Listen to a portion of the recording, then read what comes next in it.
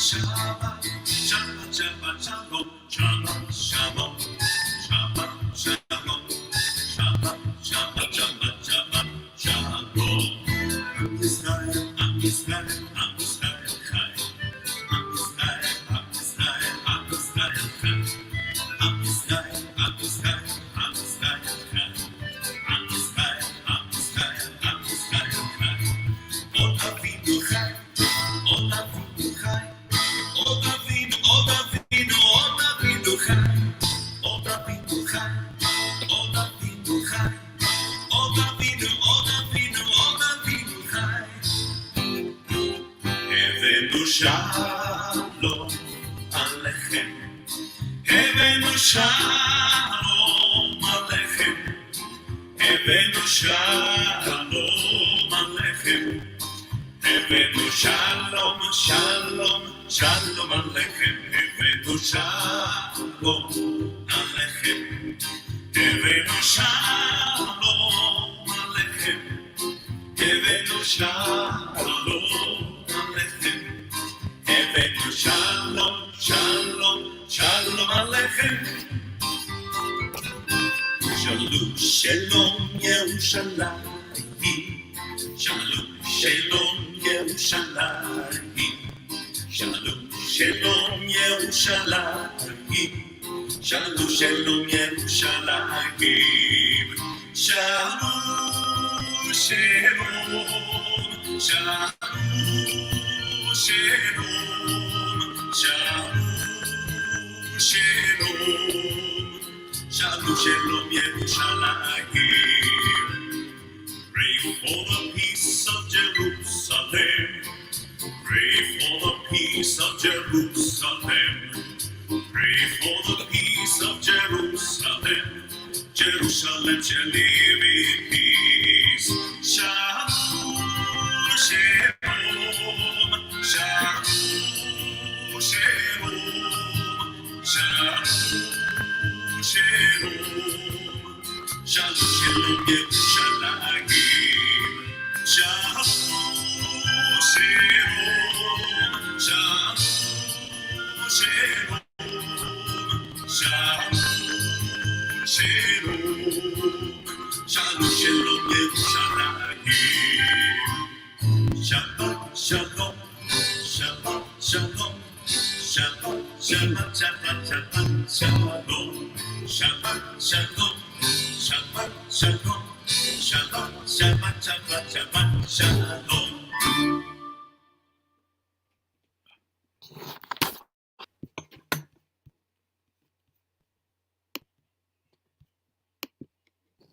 Hey, Shabbat Shalom everyone.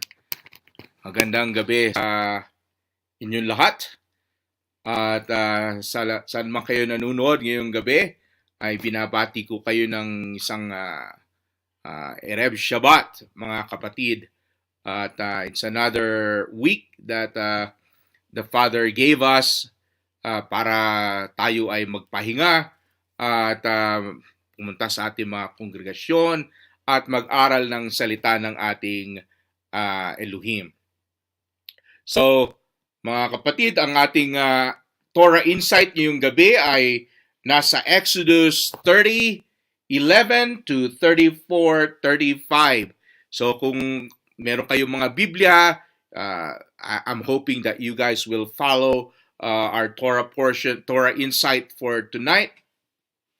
At kung meron kayong mga katanungan dito sa ating Torah portions, ay ang ating topic ay nasa Exodus 30:11 to chapter 34:35.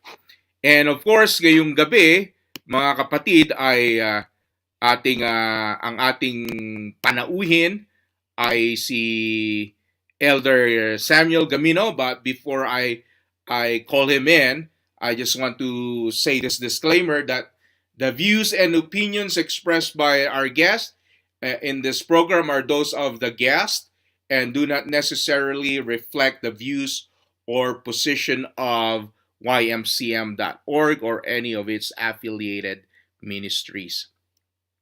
So with that, I'm gonna welcome Elder Samuel D. Gamino. Hello, Hi. Elder Gamino. Shalom. Erev Shalom. Shabbat Shalom. Can you hear Yes. me? Yes, Elder Gamino. Okay, that's fine. Okay.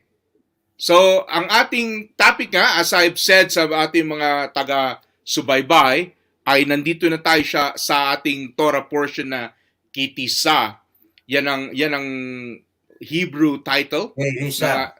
Kitisa na pagka-translate sa wikang Tagalog ay when you take. And as I've said, na ang Torah portion natin ngayong gabi ay nasa Exodus 30:11 to chapter 34:35. Yan po ang ating Torah portion at diyan po manggagaling ang ating insight ngayong gabi. And I'm hoping that you guys have already read these portions at iniimbitahan ko kayo na sumali sa ating talakayan ngayong gabi. Just put your comment in the chat at sasagutin natin yan kung kayo may mga katanungan. So, kamusta, Elder Gamino? Mabuti. Malamig dito. Okay. May snow sa Missouri. How about in Arizona? Dito sa Arizona, malamig pa rin. Walang snow, Okay. pero malamig. So, ang ating unang katanungan sa gabing ito kay Elder Gamino ay kamusta naman ang inyong pag-aaral dito sa ating Torah portions from Exodus 30:11 to 34:35? Ano ang inyong mga napulot? First of all, there is about the census, then about the instruction of about the utensils, Mhm. then the calling of Moses going to the mount up in Mount Sinai to receive the tablets of stone. Then there is a commotion and on the camp because after 40 days and 40 nights, Moses have not appeared to them. Mhm. So they are discouraged probably. Then they ask Aaron to make them a leader, probably Mhm. like that, Mhm. and so on. As we go Mhm. on, we can go on about up to 34, 35 of Exodus. Mhm. Okay. All right. That's a good summary of what this Torah portion is about. So ito ang paghahati-hati ng Torah portion. It's a big Torah portion. So let's get into the first question for I mean I will just give a comment first. So dito sa ating Torah portion, the lawgiver, nagsimula na ito last week, yung lawgiver is beginning to give instructions. Ngayon sa aming kongregasyon, ang aming pagkaalam na itong lawgiver na ito ay walang iba kundi si Yeshua din. So si Yeshua HaMashiach ay siya rin ang lawgiver in the Old Testament. The Torah, the giver of the Torah, o itong lawgiver, he is the same yesterday, today, and forever. Yan ang sinabi sa Hebrews 13:8. And at ang sabi niya, for I am Yahweh, I change not. Sa Malachi 3:6. So, ang sabi sa Numbers 15:30 to 31, but the person who does anything with a high hand or a high-handed rebellion, whether he is native or a sojourner, reviles Yahweh. So etong binigay niya na law or instruction sa atin, kung hindi mo siya sinusunod, it seems like you are doing a high-handed rebellion to him. So ang example nito ay sinabi niya sa seventh day is a Sabbath na dapat yung ipangilin, at huwag kang gagawa ng mga common na gawain. Yun ang kanyang sinabi. Pero kung ikaw ay hindi naniniwala sa kanya, ang sasabihin mo ay, I'm not gonna listen to you and I'm gonna do my own thing on the Sabbath. So, ang tawag doon ay high-handed rebellion. At ang sabi niya, whether he is a native or a sojourner, reviles Yahweh, and that person shall be cut off from among his people, because he has despised the instruction of Yahweh and has broken his commandment. So, eto, pagka hindi ka sumusunod sa kanyang instruction, ang sabi rito, ay ikaw ay tatanggalin sa kanyang mga tao, ayaw natin mangyari yan sa atin na tayo ay kanyang aalisin sa kanyang kawan, tayo ay aalisin sa kanyang pamilya. At sa salitang Hebrew, ang cut off is karet. So ibig sabihin ay parang karet, yeah?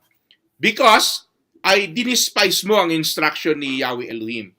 That person shall be utterly cut off, his iniquity shall be on him. Kaya tayo sa aming kongregasyon ay nagtuturo kami na ang instruction or ang Torah ni Yahweh Elohim ay dapat nating tuparin. Hindi lahat ng instruction niya ay para sa lahat ng tao. Merong mga instruction para sa mga Libita, may mga instruction na para sa mga babae. Hindi ako susunod sa instruction na ibinigay para sa mga babae. So, yun ang dapat natin tandaan na kasi ang iba nagtatanong, si lahat susundin mo. Hindi po, kasi hindi naman lahat ng instruction ay para sa lahat. Merong mga instruction na para sa lalaki, may instruction na para sa mga pari, may instruction para sa mga babae, may instruction para sa mga may mga if you're a master at meron ka mga slave. So we're gonna continue. Ang insight number 1, ang sabi, Yahweh said to Moses, when you take the census of the people of Israel, then each shall give a ransom for his life to Elohim. When you number them, that there be no plague among them when you number them. Each one is numbered in the census shall give this, half a shekel according to the shekel of the sanctuary. The shekel is 20 gerahs, half a shekel as an offering to Yahweh. So, maliwanag naman po ang pagkakasulat. Ang reason para bakit na nagbibigay ng half shekel is that each man is to pay a ransom for his life. And yun ang natin nabasa. This is Yahweh's system of redemption. And ito ay isang pattern na naman. Kasi yung father had to pay a ransom money to the priest for the firstborn son's redemption. So may inutos doon na kailangan mong i-redeem ang mga firstborn son.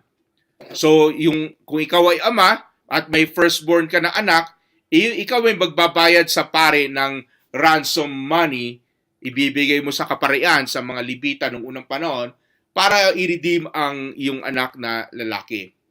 Sa panahon ni Yeshua or sa Old Testament din, meron tinatawag na kinsman's redeemer. Ito naman ay your relative was duty bound to redeem or pay a ransom for a family member who was losing property or becoming a slave or to pay off a creditor. Ito yung nangyari doon sa istorya ng ancestor ni Yeshua na si Boaz at saka si Ruth. Ito yung kanilang ginawa doon because si Boaz ay isang kinsman redeemer. So ang half shekel donation is a guard against pestilence and pandemic. So siguro ngayon na may pandemic tayo, dapat ay nagbibigay tayo ng half shekel, di ba? Kasi ito sinabi niya na pagka nagbigay ka ng half shekel mo, ay ikaw ay mapuprotektahan sa mga pestilence and sa pandemic. Ito kababasa lang natin. So alam natin na yun ay nasulat. So ang question, Elder Gamino, is why half shekel and not whole shekel? Oh, when I listen to your exposition Mm-hmm. before I answer that. To the normal people who are listening with us, Mm. if we mention the word ransom, is there somebody who even hostage? Iba yon. Ah, Ibang kanyan. yeah, Ibang yeah, salita yeah. yon. That's why I'm telling you that to the normal listeners, if we mention ransom, it comes to their mind that somebody who is hostage somebody. Mm. Okay, half a shekel and not a whole shekel, and you have connected it to Matthew 17:24-27, Mm-hmm.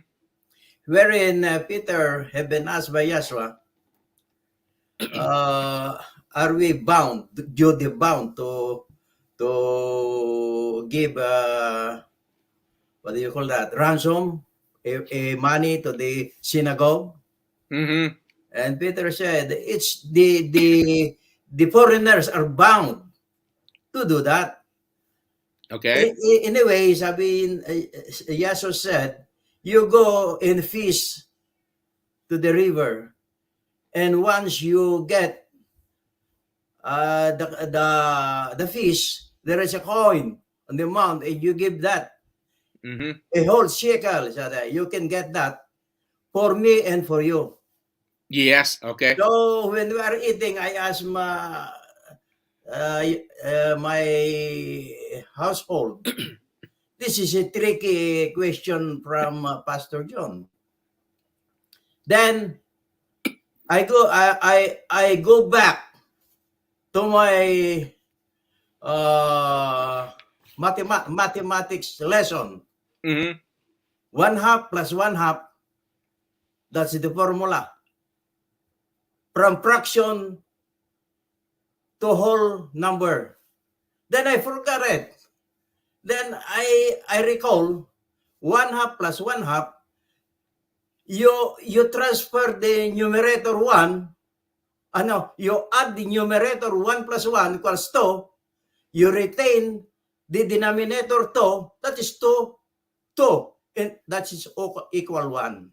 Mm-hmm. So that 1 shekel for Peter and for Yeshua is 1/2 for each of them. Yes. Okay. Yes. And why do Yahweh in that old time Yeah. said, okay, give only half shekel and not a whole shekel? It's not a trick question. It's No, not a trick question. I base only to Matthew 17:24-20 Yeah. up to 27. And I Because yeah. analyze it. 1/2, Uh-huh. that 1 shekel Uh-huh. for me and for you. Uh-huh. So it's 1/2. 1/2 Because for Peter, 1/2 for Yeshua, Rabbi Yeshua. yes. Yes. Because Yahweh Elohim really doesn't want to burden you with a whole lot. Oh, And he wants you to find a friend to share the burden with you. okay, okay. And that's what happens to Yeah. Yeshua and Kifa. So it's not really you shouldering the whole shekel, but you will find a friend and let's share the burden together. And Oh, okay. that's why it's really not hard, because sometimes people will say, oh, it's too hard to do things for Yahweh Elohim. He got a plan on why he said that. All right, next insight. That's a good one though. Next insight. And he gave to Moses, according to Exodus 31:18, and he gave to Moses, when he had finished speaking with him on Mount Sinai, the 2 tablets of the testimony, Yeah. tablets of stone, written with the finger of Yahweh himself. So here, Yahweh of the Old Testament, who is also the lawgiver, he wrote the 10 words into the stone with his own fingers. So sa sarili niya mismong, sabi doon, sa sarili niya mismong finger, daliri, niya sinulat yung 10 words. So the tablet was a sort of a contract or a kung sa atin pa ketuba pagka sa wedding. And the questions that I have for you, and again, I'm asking this question because iron sharpens iron, right? Yeah. Number one is, how did the movie, yung ating mga pelikula ngayon, Oh. depicts the tablets of the Ten Commandments? Pagka nanood ka ng movie, ano yung pinapakita nila na ganon? How they depict? About the tablets of stone. Yeah. Okay, I have two answers here. And the first one, in the movie, it was written by a lightning bolt Yes. from right to left. When you view the movie, upon the stones, there is a lightning bolt writing the Ten Commandments from right to left, but the character is Hebrew. Mm-hmm. Yeah, I remember that. And then the second one, it just because there are two tables of stone, it just have been written on the sides. But if you compare to the passage of the scripture, it was written by the fingers of Yahweh. First of all, then it says, written them on both their sides. Okay. I visualize that it's on in front and at the back. Yes. Of both sides. Yes. Okay. So ang depiction nila ngayon, number 1 to 5 nandito sa isang tablet, yung 6 to 10 nandito sa kabila. Yeah. Pero ang totoo, nakuha ni magandang research ni Elder Gamino. Ang totoong pagkakasabi sa banal na kasulatan front and back na sulat. Dalawang kopya siguro. Yeah. Kaya ang sunod na tanong, why were two tablets necessary in a suzerainty covenant? Okay. Bakit two tablets ay kailangan? Ang sabi ko nga nagsusunog ako ng kilay. That's the what do you call that? Idiomatic expression. Mm-hmm. So I consulted your word here, suzerainty. Suzerainty. I think this is my first time to come across this word. Mm-hmm. And the definition of suzerainty, a feudal lord, a nation having paramount control over a wealthy autonomous state. But still, I cannot grasp why two tables. But I found an answer in Ecclesiastes 4:9, which says two are better than one. Okay. Yeah, that's why they went to. But when you are expounding, it came to my mind. It says this is for the native, also for the sojourners. Yes, okay. So probably that's the answer in connection because I found this native or sojourner in our Torah reading. Okay. All right. That's a good input. But just a thought. This is where they are introducing in a suzerainty,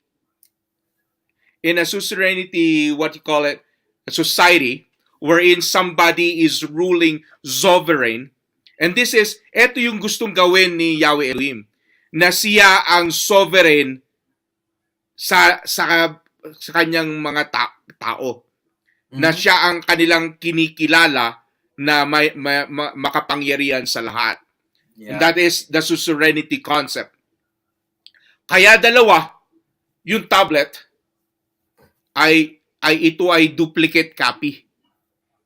Isa para sa mga tao, isa para kay Moses. Duplicate copy ito para hindi nila makalimutan na meron silang kontrata. Kasi ito'y kontrata parang kituba. kontrata ito na kanilang sasabihin na, yes, we will follow. Sa succeeding Torah portion, yun ang sasabihin nila eh. Lahat ng iyong inutos, gagawin po namin. Yun ang sasabihin ng mga kanyang mga tao.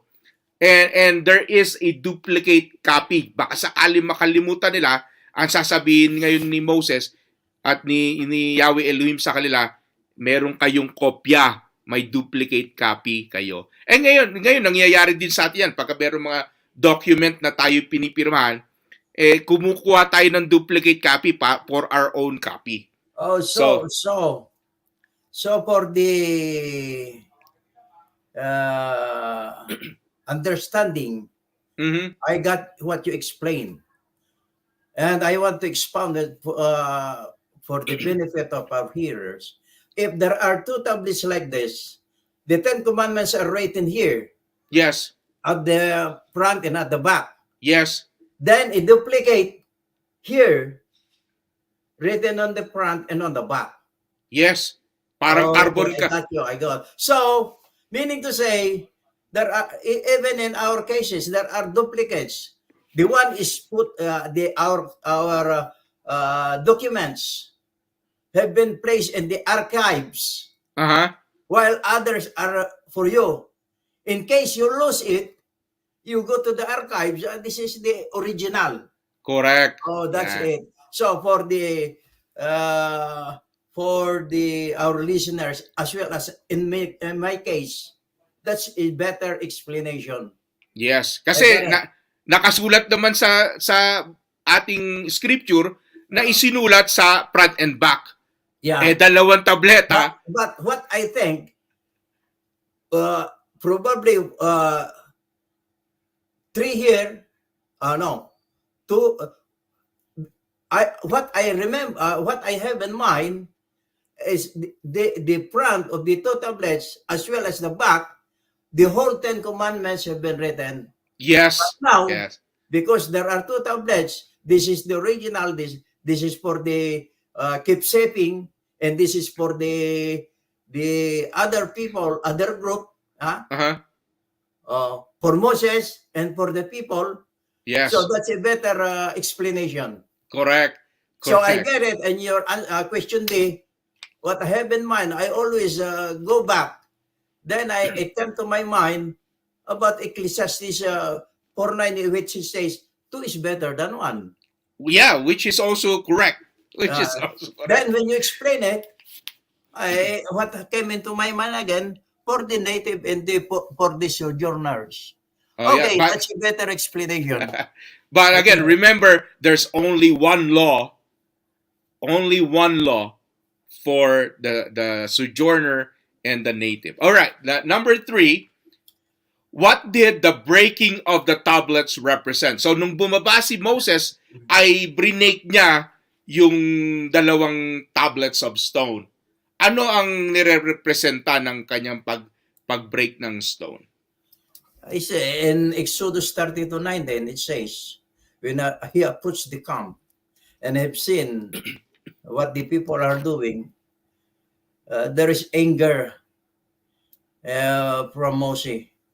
Probably that's the human nature to get. That's why it's been. He broke the tablets of stone. Yeah. Yeah. And what does it represent when he broke that stone? Ano ang nire-representa noon? I don't know, but that's So it's probably the weakness of human nature. Okay. Yeah, I mean that's one thing. But that the covenant that Yahweh Elohim made, he even wrote it, sinulat niya mismo sa kanyang mata, ay broken na rin.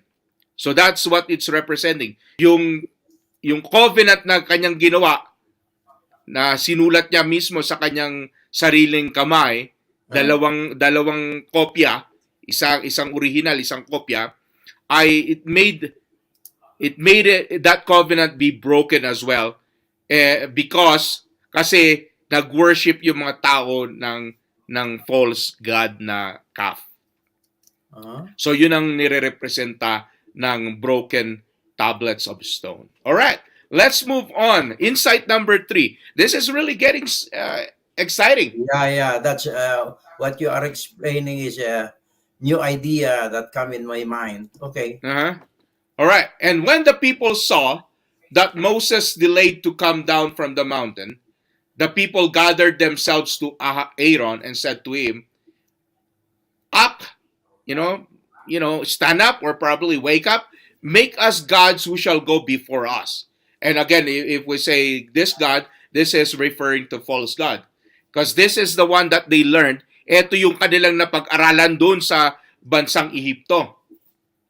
As for this Moses, the man who brought us up out of the land of Egypt, we do not know what has become of him. Kasi nga, ang sabi mo, 40 days and 40 nights na siyang wala, hindi nila alam.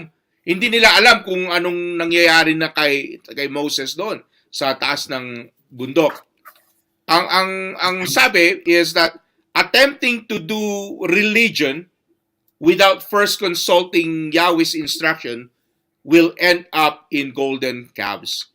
Kasi gusto nilang gumawa ng sarili nilang worship. Si Yahweh Elohim may sariling instruction ng worship pero ayaw nilang sundin yung instruction ni Abba Yahweh na style ng worship o paano sila mag-worship. Eto ngayon, nag-end up sila na mag-worship dun sa golden calf. So, ang katanungan, why did the people assume Moses was dead? Before I answer that again,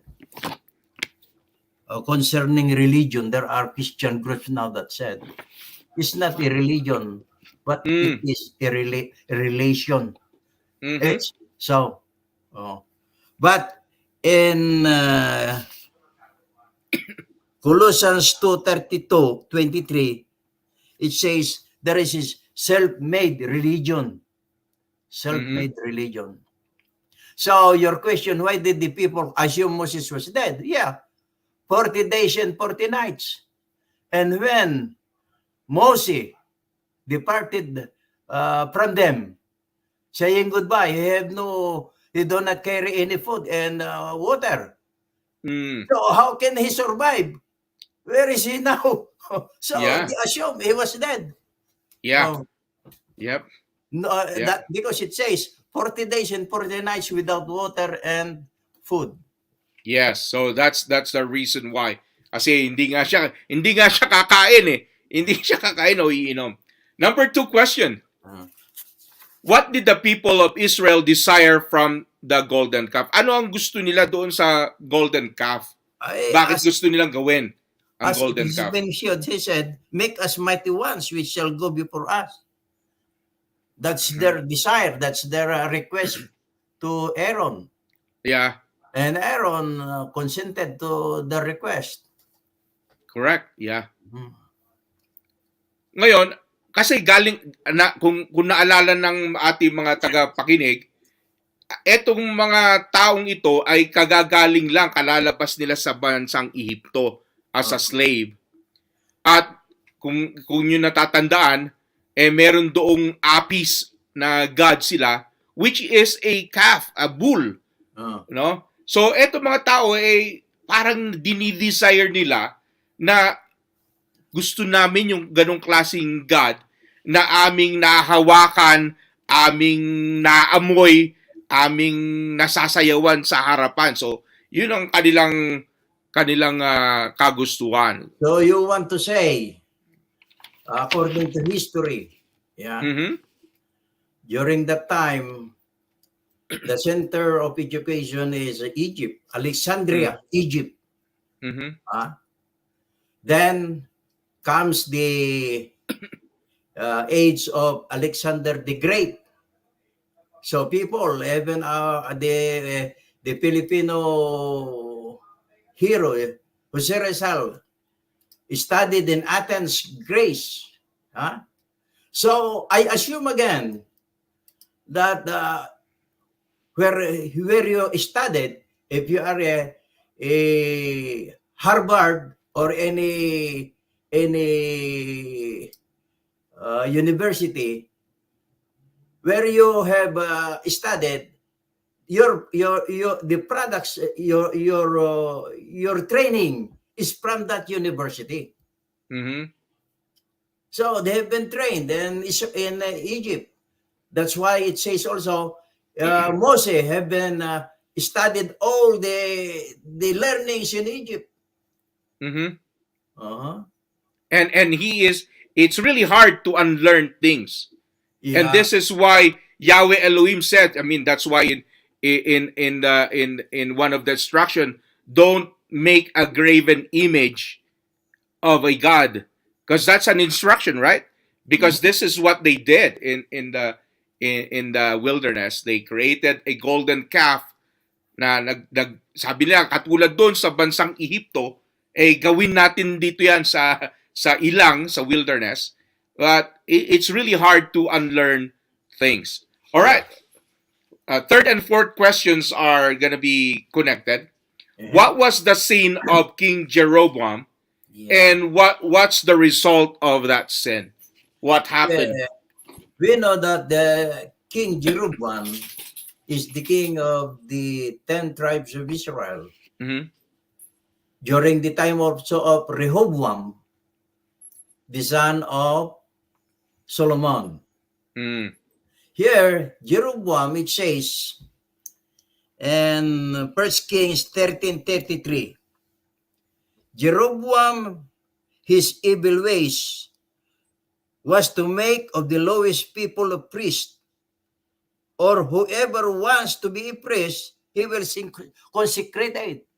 Mm-hmm. Then at the same time, he himself, as the king, became also as a priest. Mm-hmm.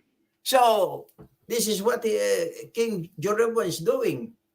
Yeah. Whoever wants to be a priest, and to the lowest people, he will also ordain them as priests. Yeah.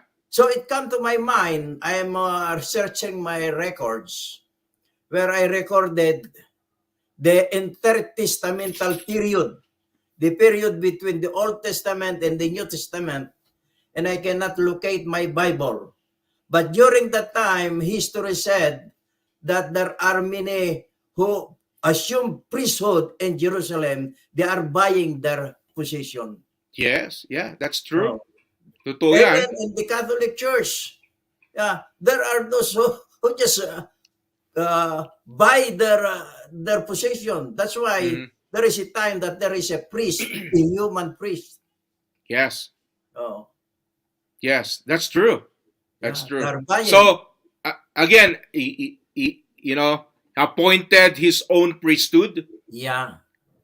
He changed the appointed times and the festivals of Yahweh. And don't you guys know also, for everyone who's listening, he also set up a golden calf idols, Mm-hmm. and he brought it to the worship centers. So it's the same thing that happened in the wilderness, that people are desiring for a golden calf. And anong nangyari? Anong resulta nito? Ay naging apostate yung kaniyang mga tao. Nagbibilib na sila sa ibang mighty one, nag-worship sila sa ibang mighty one, celebrate sila ng Moedim sa hindi tamang panahon, kasi meron silang ibang sinusunod na Moedim, and eventually nagresulta ng kanilang pagiging exile sa ibang lugar. Yeah. So na-exile ang mga tao because of this sin. Kaya importante na tayo ay hindi nagwo-worship ng ibang mighty one or golden calf or Diyos-Diyusan, at hindi tayo sumasalungat sa appointed times ni Yahweh Elohim. All right, that's a good insight in there. Insight number 4. So Aaron said to them, Ito ang sabi ni Aaron, kasi humingi nga sila ng golden calf sa kanya. Take off the rings of gold that are in the ears of your wives, your sons and your daughters, and bring them to me. So, kung inyong makikita, ang instruction ay yung rings of gold na nasa tenga. So, earring ang ibig niyang sabihin, yun ang inyong tanggalin. So, makikita natin dito sa nabasa, merong earring para sa kanilang mga asawa, may earring din yung kanilang anak na lalaki at babae. At ito ay ibigay sa kanya. So, eto si Aaron taking the role of the priesthood before he was duly proclaimed as high priest. So, makikita na ito yung mga tinatawag na, siguro dito na yung sinasabing self-appointed teacher. Ito yung kanyang ginagawa nung panahon iyon na hindi pa naman siya anointed or appointed as a full priest, ito na yung kanyang tinatrabaho. Hindi siya makapaghintay. Hindi makapaghintay. Ang sabi nga patience is a virtue. It is always better to wait on Yahweh Elohim. Kasi hindi siya makapaghintay. Baka siguro nakuha ko na siya dahil sa kahilingan ng mga tao, siguro lagi na siyang ninanag ng mga tao. Sabi niya, sige nga, kumbaga sa kanya, he succumbed to the request of the people. So, ang question regarding this is, in terms of religious and spiritual expression, what does the tabernacle represents? Ano ba ang nire-represent ng tabernacle in terms of religious and spiritual expression? Probably it represents the presence of Baba Yahweh. Mm-hmm. Yes, definitely. Mm-hmm. And doing Yahweh's way in a spiritual manner. Mm-hmm. Right? Kasi dito sinasabi niya, okay, kayo ng mga tao ko, nandito na ako sa inyong, I tabernacled with you, nandito na ako sa inyong midst, and I want you to come to me. At meron mga procedure kung paano lumapit sa kanya doon sa tabernakulo. So that's what the tabernacle represents. Number 2, in terms of religious and spiritual expression, ano naman ang golden calf? Anong inire-represent nito? It represents false religion. Yeah. Yep. And probably also it represents yun namang man's way, hindi ito way ni Yahweh Elohim. Ito yung man's way of doing spirituality. Kasi ito yung aming kagustuhan. Sabi ni Yahweh Elohim, ang iyong araw ng pangilin, Sabado. Yun ang pupunta sila sa tabernakulo. Sa araw ng Sabado. Yeah. Yeah, so pupunta sila sa tabernakulo to have fellowship with Him. Pero ang sabi ng tao, ito yung golden calf, ang sabi ng tao na sumusunod sa golden calf, ayaw namin ng Sabado, gusto namin maglinggo. So that is man's way of doing spirituality and spiritual expression. So, number 3, what was the common intention? Ano ang commonality behind the tabernacle and golden calf? Anong meron sila na in common? What does the common intention? Anong commonality nila? The spiritual and this carnal worship, I should say. Yeah. There is no common. Okay. They had no common because what I have in mind, this the creation of both the tabernacle and the golden calf, so that you can compare. There is you can separate what is right or wrong. Mm-hmm. Yeah. Yeah. So that you can compare it. That's I think the the intention, Yeah. which is more spiritual, and the other one is only human teachings. Mhm. I think isa pang common nila, both are trying to worship a mighty one, right? The tabernacle is that for so that his people will worship him. That's why he's instructing them. Kaya nga sinabi niya, ikwan niyo ako ng tabernacle para ako ay inyong malapitan at ako'y makasama ninyo. Sa golden calf naman, ang mga tao gusto nila ng golden calf para lumapit din sila doon sa false god na golden calf. Talagang gusto nilang lumapit din doon sa golden calf, mahawakan nila, ma-embrace nila siguro yung golden calf. Yun ang kanilang commonality. So, being a place or a medium na maka-worship sila sa isang mighty one. So, that's a good insight.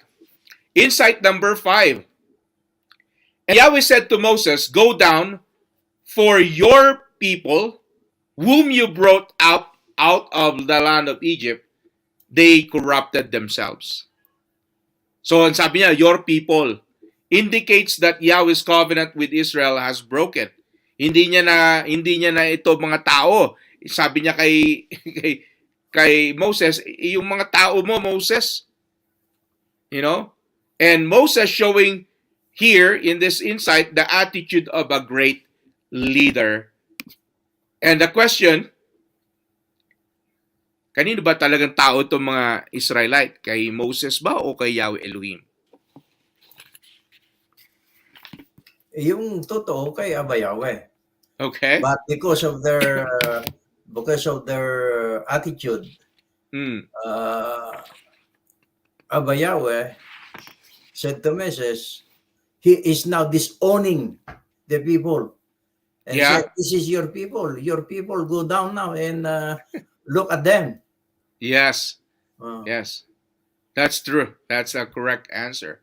Number 2, what was the offer Yahweh made to Moses? Anong sinabi niya kay Moses?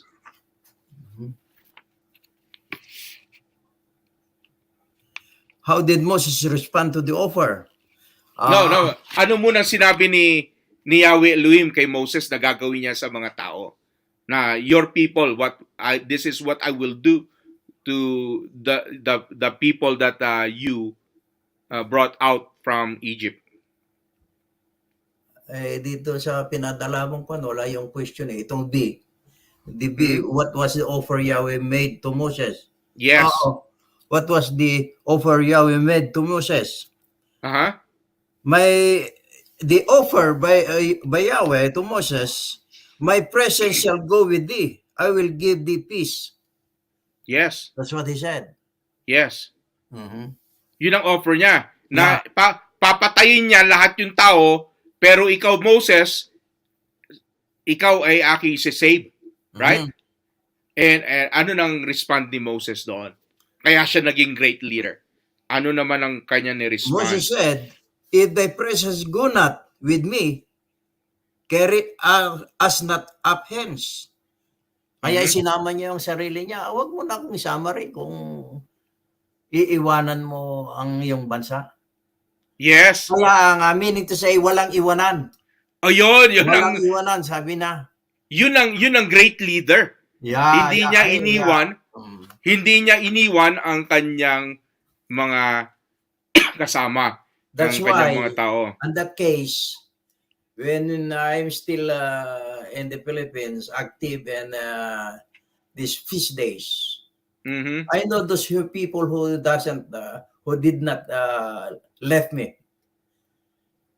Ang isa dyan, maalala mo, yung pumanaw na si Brother Deacon Jake Rosales. Minsan sumakay kami sa aking motor. And we are halfway to the camp, to the feast site. We have been flat tired. Pero hindi ako iniwanan. Mm. Yeah, Yeah, maganda, maganda. that's walang iwanan. Oh, Yes. that's a good companionship. Yes. Eh, Oh, kaya si Moses, rain, sabi niya, rain or shine, aha, heat or thin, walang iwanan. yeah. Kaya nga sabi ni Moses, eh, I took ownership, yung kasalanan nila, inaako ko, at negotiated for Yahweh's mercy on the people of Israel. So he is really a good leader, and that's why he is in solidarity with them, right? That showed that he is in solidarity with them. Insight number 6. Insight number 6 is in Exodus 33:19, and he said, "I will make all my goodness pass before you, and will proclaim before you my name, Yahweh, and I will be gracious to whom I will be gracious, and I will show mercy on whom I will show mercy." So dito makikita natin, Yahweh does not leave sin unpunished, yet he is gracious. So alam natin yan na pagka tayo sumasalangsang sa kanyang mga kautusan, merong kapalit na parusa. Pero alalahanin natin na he is gracious din. Moses interceded on behalf of Israel. Moses was commanded to chisel out new stone tablets and return to Mount Sinai. So dito nang galing yung renewed covenant. Hindi nagsimula ang renewed covenant doon sa New Testament. Ang renewed covenant dito pa lang sa Exodus nangyari na. Uh-huh. So, question. What is the traditional name for the passage of Scripture, yung Exodus 34:6-7, containing Yahweh's self-disclosure to Moses on Mount Sinai? Ano ang traditional name sa passage na ito? From passage of Exodus. Exodus 34. This is where Yahweh show his balance of mercy and correction. Mhm. Yeah. So ito yung tinatawag na 13 attributes of Yahweh Elohim. So dito natin makikita yung 13 attributes ni Yahweh Elohim. Slow to anger, Yun mga ganon. So what do the 13 attributes shows us about Yahweh Elohim? Yeah. It shows him that he is gracious, Yes. merciful, and what I read from this 13 attributes, it says clear iniquity, clear the guilty. Mhm. So if he clear the guilty, we do not question. Yeah, Why? And that's true. and the last one he said, visiting the iniquity Mhm. of the sons to the fourth generation, third and Yes. fourth generation. So meron pa rin kahit na forgiving siya, pero he will visit the iniquities up to the fourth generation. Right? So, ang revelation of Yahweh's grace, saan nangyari talaga? Doon sa one. Sa Old Testament. sa Mount Sinai. Yeah. Sa Mount Sinai. All right, we have 6 minutes remaining. I think we will be on time tonight. Yeah.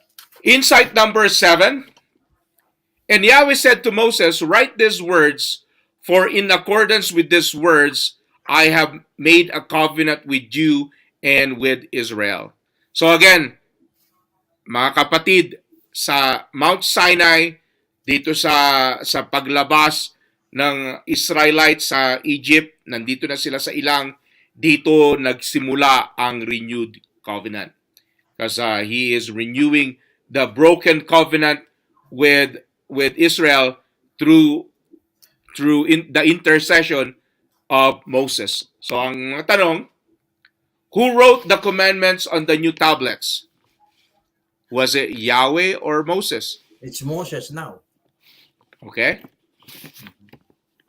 All right.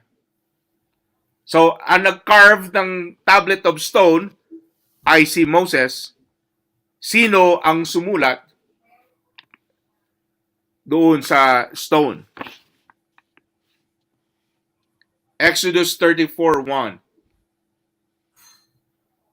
What did you said? What did it say in Exodus 34:1? Oh, you read it. I have no Bible here. Carve for yourselves 2 tablets. So, ginawa Yeah. ni Moses, nag-carve siya of stone like the first ones. Uh-huh. And I, Yahweh Elohim, is the one saying it, I will write upon them the words that were on the first tablet which Uh-huh. you broke. So, Yeah. ang sumulat, Siya rin. ulit, ay si Yahweh Elohim pa rin. So, talagang mahalaga ito dahil siya, sa kamay niya mismo nanggaling yung pagsulat even to this renewed covenant. Okay. Alright? So, si Yahweh Elohim pa rin ang sumulat. So, what do the new tablets signify? Anong sinisignify ng new tablets? What do the new tablets? If tablet is a sort of contract or kituba, as you mentioned, the new tablets signify, as we are doing now, the renewal of vows. Yes. To Yes. the, It's a renewed contract and it's a renewed covenant with the people.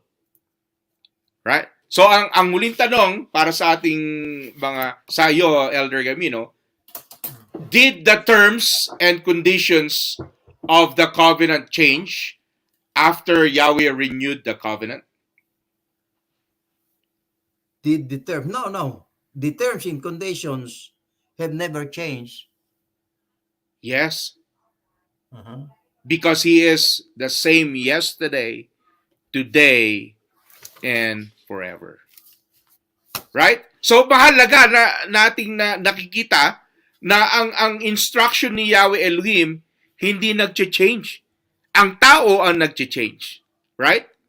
Ang tao ang gumagawa ng sarili nilang golden calf na eto ganito ang worship na gusto ko kasi mas komportable ako sa ganitong worship. Not thinking na hindi yun ang instruction ni Yahweh Elohim.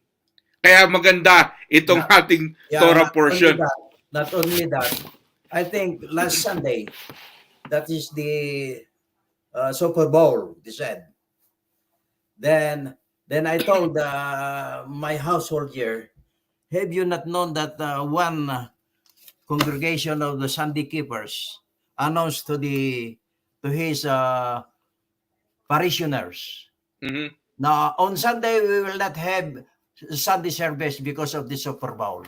Mhm. Oh, is that so? Marjorie told me, yeah, I read that. But the Yeah. clippings, I have not kept it. You know? Why do they do that?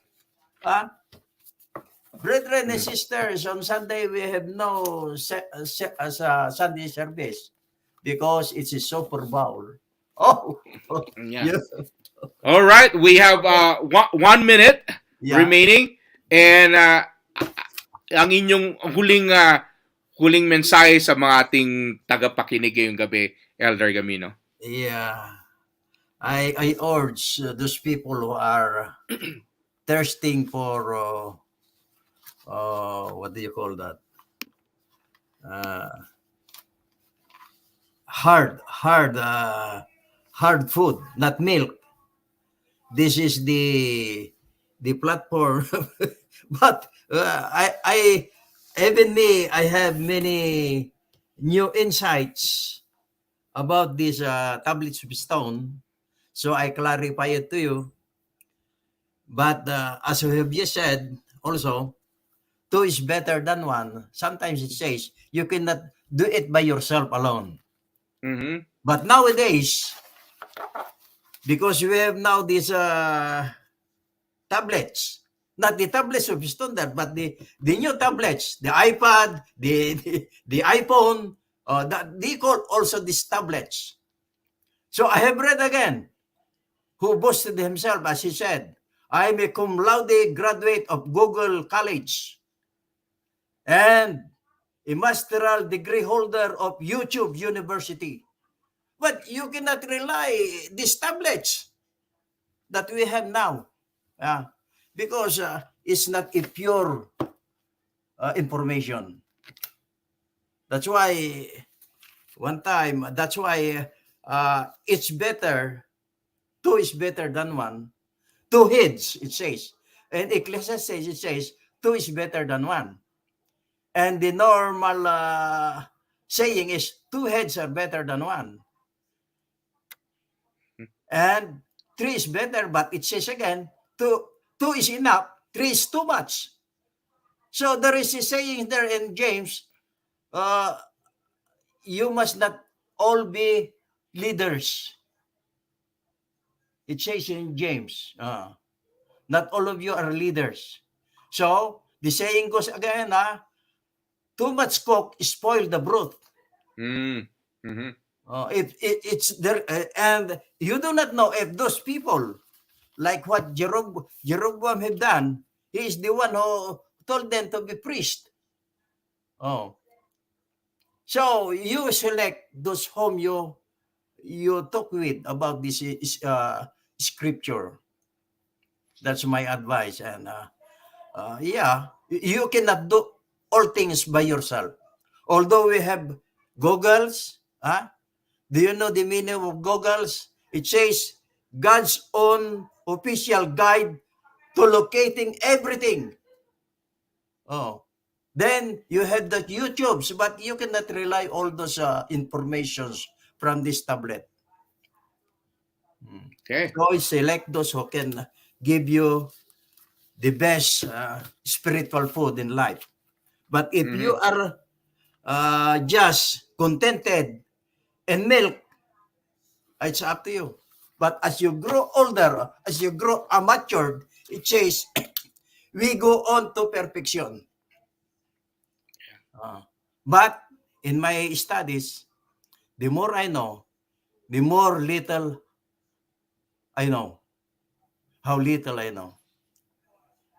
Because, and one thing more I want to remind myself and everybody, if we have more learning compared to Abba Yahweh, it's a little thing about it.